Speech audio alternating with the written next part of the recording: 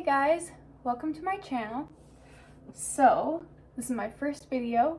This will kind of set the pace for things, I guess. I don't really know how this is gonna go, but so I just moved into my new apartment. I'm still kind of working things out, getting some more stuff for my living room. I don't have a bed yet, so I'm currently just sleeping on the floor of my living room. I've also been checking out some of the stores here, and I found that like Walmart and Lowe's, they have a lot of houseplants on sale because they have crappy stuff left over from summer that are not doing too hot. So I've gotten some houseplants super cheap that I know I can save. Yeah, so I just wanted to show you a couple of the plants I've picked up. I'll do a plant tour eventually, but for now I want to show you a couple things that I've picked up, and I'm gonna repot them. So I'll show you a few simple tips for doing that too. One of the things I've picked up is this variegated bamboo plant. This I got for $5 at Lowe's. So they have it kind of trained. Nugget is making a lot of noise in the background, sorry. So yeah, anyways, there's a metal ring in here because they have it trained so that the stems make this design.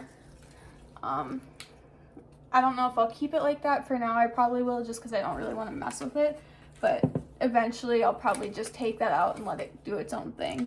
So it came in this really cute ceramic little pot that I want to save and use for a different plant, but it's just a plastic liner that they slipped into this pot, so it's going to be pretty easy to transplant. And I'm going to put it into this glass. It's kind of an odd shape. I actually got this at Dollar Tree for $1, so that was a pretty good deal, I thought. Hey Nugget, here's my little helper. This is Nugget. Say hi. She's a ferocious NDSU fan. Okay, so first thing, and this is really wet, so I'm gonna make a mess. Hold on. So I'm not gonna plant it in soil. The roots are in soil right now, so there will probably be some debris in here. I'm not gonna rinse them or anything, but I'm gonna put them in water in this glass, and then I'm gonna fill it. Okay. I'm gonna fill it with either these green or these kind of aqua colored pebbles. I haven't decided yet. My bathroom is this color, but I like this green color. It goes really well with the plant, and I might just keep it in my kitchen then. I don't know. Or I could mix them. We'll see. This also has rocks on top of it, and I'll save those too so I can use them for a different project when I'm going for a more natural look. Maybe I'll use them on the second plant that I'm going to transplant here today. I'm just going to dump the rocks off the top. They come off of the soil pretty easily here. And then this should just come out of there. The roots aren't super developed. You can see the bottom here, they've all just kind of grown down, but a chunk of the soil just fell off the top. So I'm guessing these were probably cuttings that they took wherever their nursery is or wherever they bought this from. They probably took cuttings and just kind of shoved them in soil because the stems are really far into the soil, and you can actually see there's a twist tie holding them together at the base too. So I'll have to cut that off probably here. So I'm just gonna break off as much soil as I can without seriously damaging the roots. With established plants like this, it's okay to break apart some of the roots, especially if they're really root bound and you can see the roots just going around and around in the pot. Then it's okay to break them up. It can actually help the plant to flourish once you have it transplanted. So it's not always a bad thing to rip the roots apart. You just want to be kind of gentle, especially depending on the plant. Some plants have really fibrous, sensitive roots, so with those you might not want to, but I'm not really worried about this. I think this will be fine if I just kind of gently pull the soil off of it.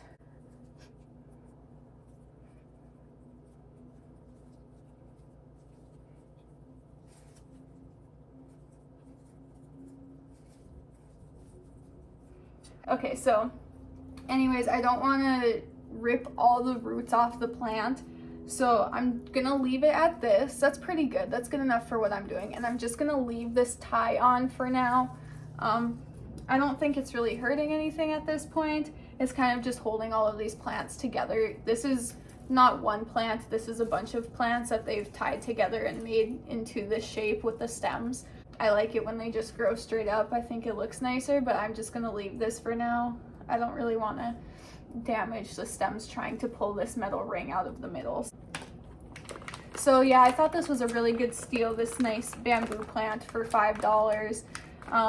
I don't know what it was originally. Originally it was $13 at Lowe's. So that's a pretty good deal. And I've never seen variegated bamboo either. Normally it's just green. So I thought that was kind of unique and cool. So first of all, I'm just gonna pour some rocks into the bottom to kind of stabilize the roots once I put this plant in here. Hopefully I have enough. I don't know if this package will be enough. I'll see, I guess.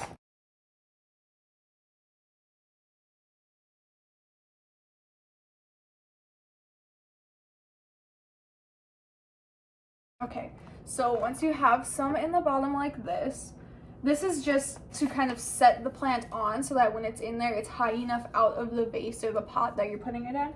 And you can put it back in soil like this if you want. Bamboo like it wet, so I'm just gonna have these rocks in here and then I'll fill it with water, no soil besides the little that's left on the roots. So once I have a little in the bottom here, I'm just gonna set my plant in.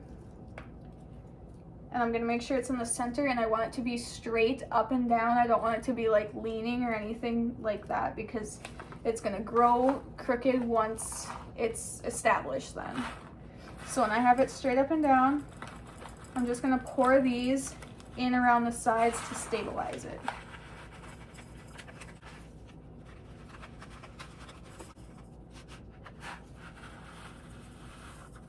Okay, there was my whole package of rocks. I got these rocks at the dollar store too at Dollar Tree, so these were each $1. This is not quite a pound. This is like 3/4 of a pound of these little rocks. And they had different colors too. These are just the two that I liked best for this project. You can kind of shake them down. So yeah, as you can see, I don't quite have enough to cover. Maybe I'll do natural colored rocks, just regular on top of that, because the blue is gonna get too much, I think. So I'll use these rocks that I poured off the top, and a lot of times when you buy more decorative house plants like this at a place like Walmart or Lowe's or any garden center, they're gonna have these rocks on top of them just to make them look nicer, so it's not just plain soil that you're seeing. So you can get them like that, or like Walmart sells them. If you can't find them in the craft or plant area, you can find them like by the pet stuff. They have aquarium rocks. I use those a lot. Those work really well. They're kind of expensive if you're going to be doing a big project. I normally just use them for like small containers, but they did have natural colored rocks like this at the dollar store too. These are just the ones that were originally in this plant, but if you are doing a bigger project or you wanted to buy a lot at a time, that's a good cheap option, and they're just rocks. They're all the same. Like, I don't think there's any reason you need to go for the more expensive option. So I'm just going to use these natural rocks to finish off the top so I have enough so that this is not wobbly in here.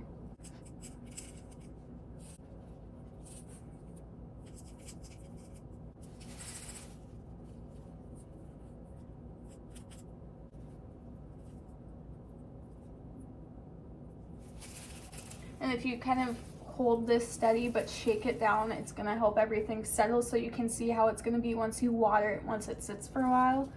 It's still kind of wobbly, but that's all of the rocks, and I think it'll be fine. Once I get water in it and it sets for a few weeks, the roots are going to grow out too, and that will help stabilize it in there. I don't want to fill the container all the way up with rocks either, because I like the look of it being kind of empty at the top. So like I said, I got this in the clearance section of the garden department at Lowe's, and there's a reason it was in the clearance section. Most of the time, things you find in clearance for plants are going to have pest problems on them, like aphids or spider mites or mealybugs. They've been abused, basically. When I got it in this, There was no water. It was completely dry. And like I said earlier, bamboo really like being wet. There are some brown leaves.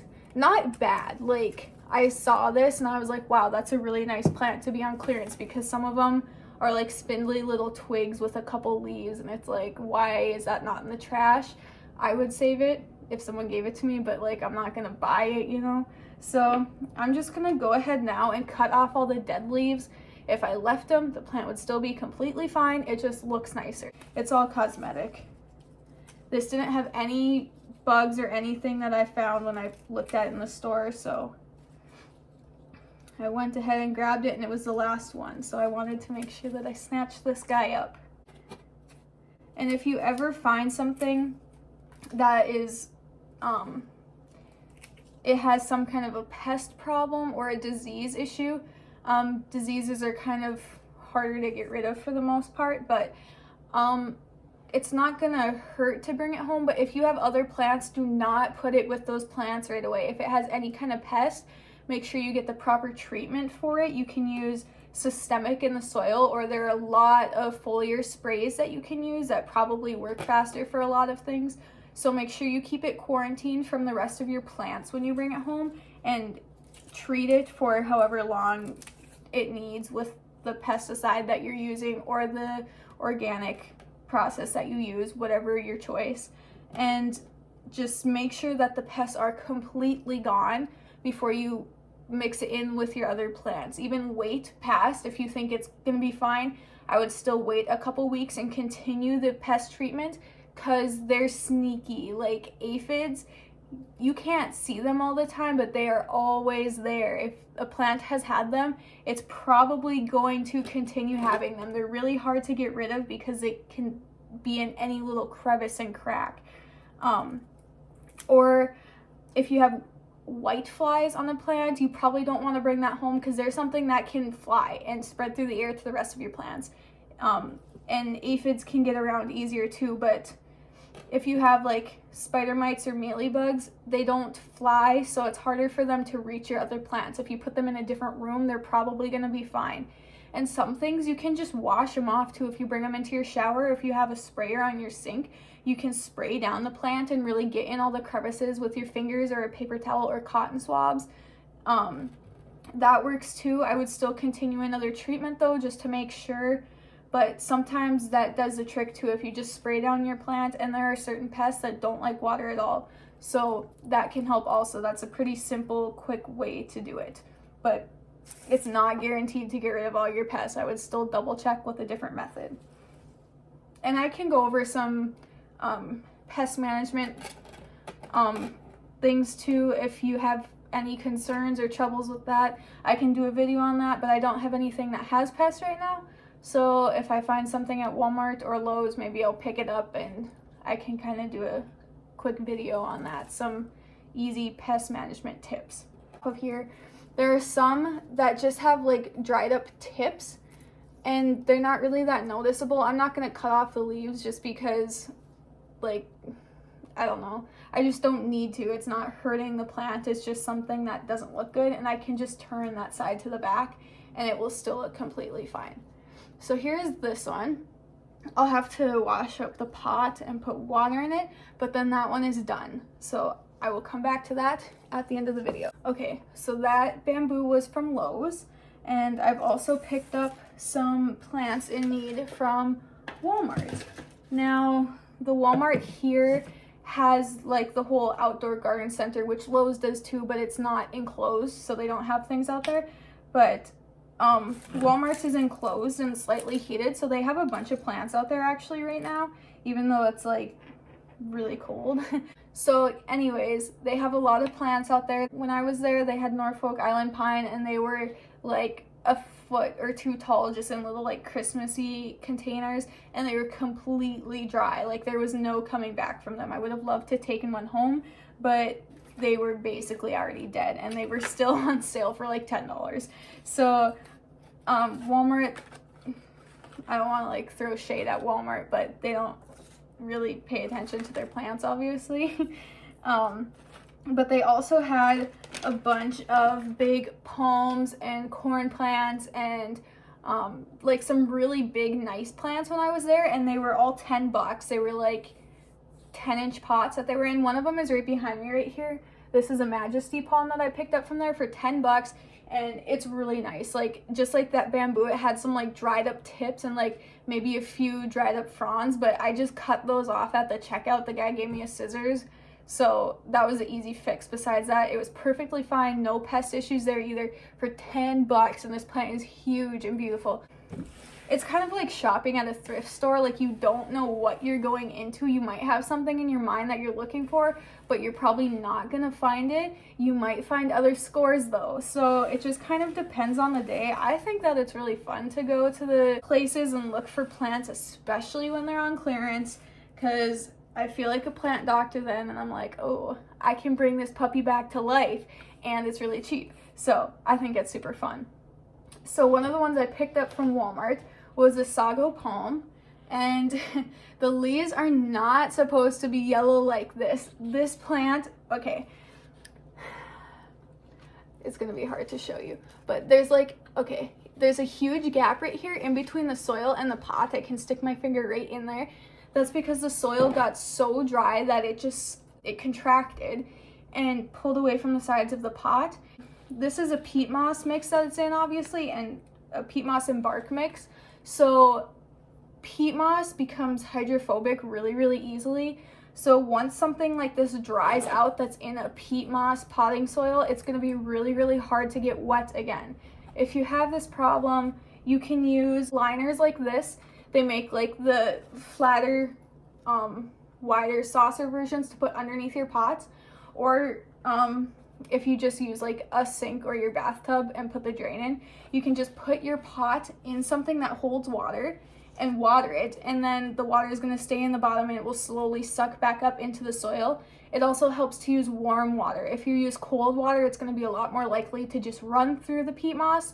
Warm water absorbs into it a lot easier. So it's kind of tough once something like this dries out, but you can bring it back. It takes effort. Like at Walmart, they weren't gonna take this plant and bring it to the bathroom and go put it in the sink, you know?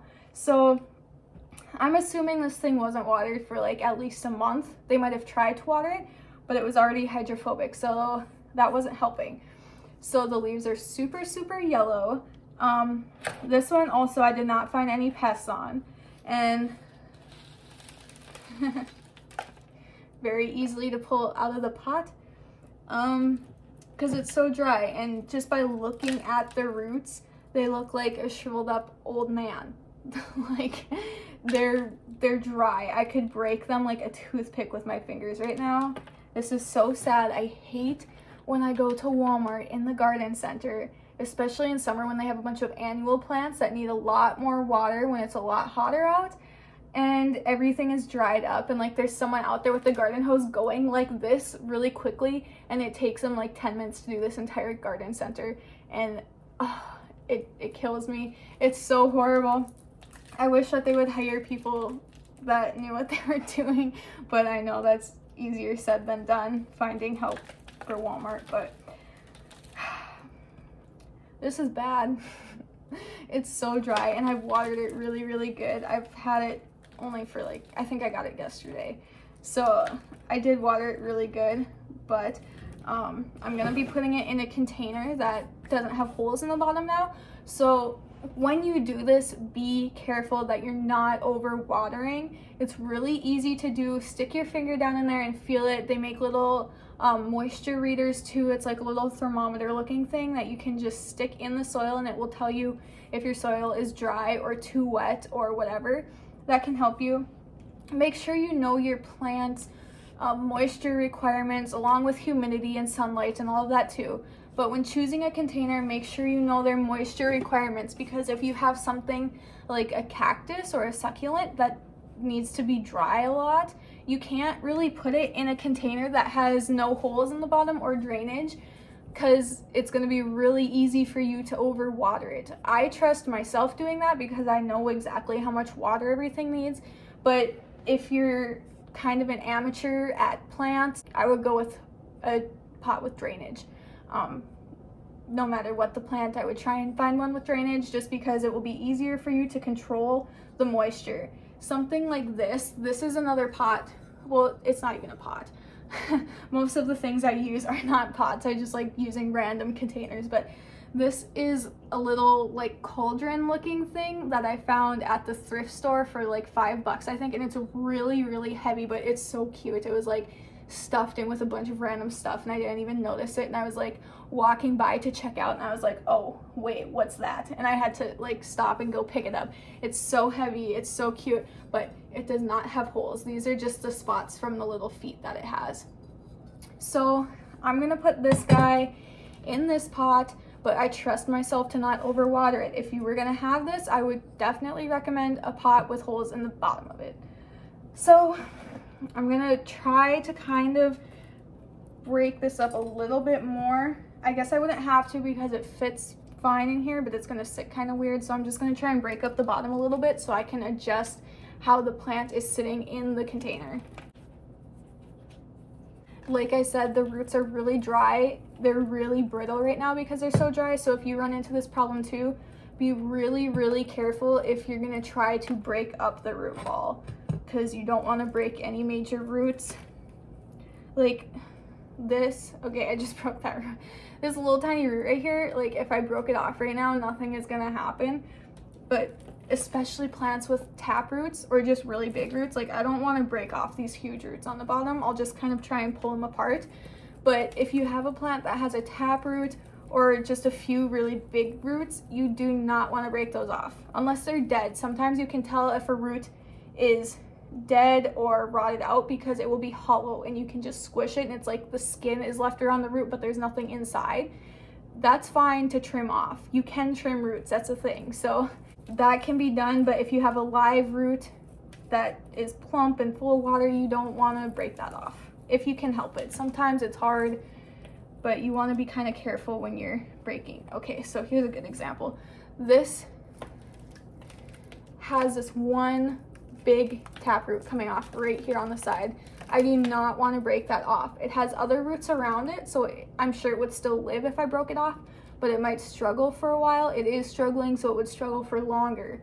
So the goal here is with these little rescue plants is to get them better as soon as possible, because I don't want someone coming into my apartment and seeing this and being like, oh, this girl has no idea what she's doing. What did she do to this plant? This stuff has a lot of wood chips in it, the soil that it was in, so I might just put some of this soil back into the bottom of the pot to fill it up, so I'm not using my nice new soil to fill up this whole container, because this is a decent sized container. So I'm just gonna take some of these wood chips, and I can see that there's slow release fertilizer in here. It looks like it's probably been in here for a while, but I don't think it hurts to have that in here.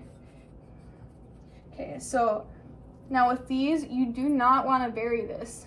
As you can see, the roots start way down here. So this is where you want the soil level to be. You want this all to be sitting above the soil. So once it's in the pot and planted, it's going to be sitting up like this. So I have a little bit of soil in the bottom here. Okay, so now I have it all positioned how I want it in the pot. So I'm just gonna take some of my new soil. Okay, so I'm gonna hold it right where I want it and just, again, like the bamboo and the rocks, just fill in around the edges while you're holding the plant here so it doesn't shift while you're trying to pot it up.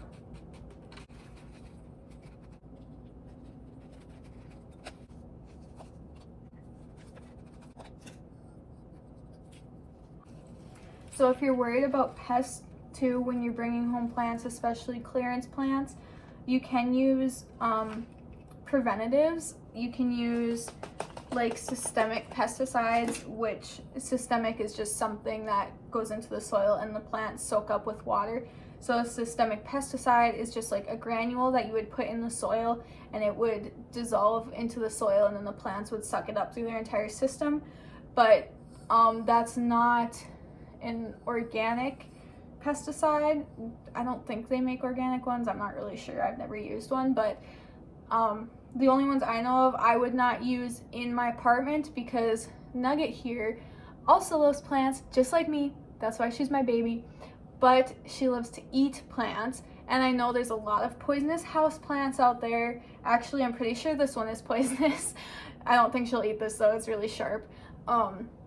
But just in case she does eat leaves, I don't want her eating pesticide. In case she were to take a munch out of one of the leaves, I don't want her eating pesticides and making her sick or killing her. So I don't use things like that. But if that's not something you're worried about, same thing with kids, I probably wouldn't use it around kids. But if you just want to make sure all your plants are good, you don't want to worry about pests, that's something you can do. You can use preventatives like that, and then the chances are very low that anything's gonna happen. I should have done a video showing you guys how I made my frog terrarium. I just transferred my frog into a bigger container a couple days ago, and last night while I was sleeping, someone pulled the frog out of the terrarium and killed it. It was in the kitchen on the counter. This one does not really go on the kitchen counter. She gets in trouble if she does. But while I was sleeping last night, she discovered my frog up there and got her out of the terrarium. It's like a cylindrical container, like a vase basically, and it was like this tall. And she reached in there and pulled the frog out. So when I woke up this morning, there was a dead, shriveled frog next to my head. So yeah, I would have showed you guys like little terrarium update, how I put plants and grow plants in my terrarium, but that's not gonna be a thing anymore now, so shoot. I would like to get another one, but there's not a pet store here, so I'd have to travel. I guess I'm going to Fargo soon. I could get a pet there. Maybe I could get like a lizard or something. No, I like frogs because they can live in the terrarium with water and stuff. It just looks nicer.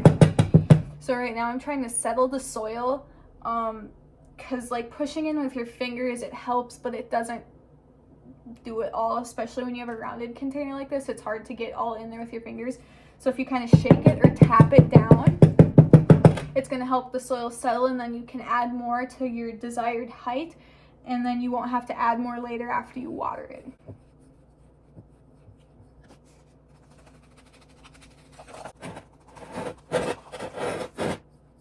I'm not gonna fill the soil all the way to the top in this. I'm gonna keep it below this lip here, just so that it's easier to keep in the container when I water this. I don't want soil splashing out everywhere. All right, so there's that guy. Isn't this so cute? I love this container. I can't believe I found this today at the thrift shop. I love thrifting for possible plant containers.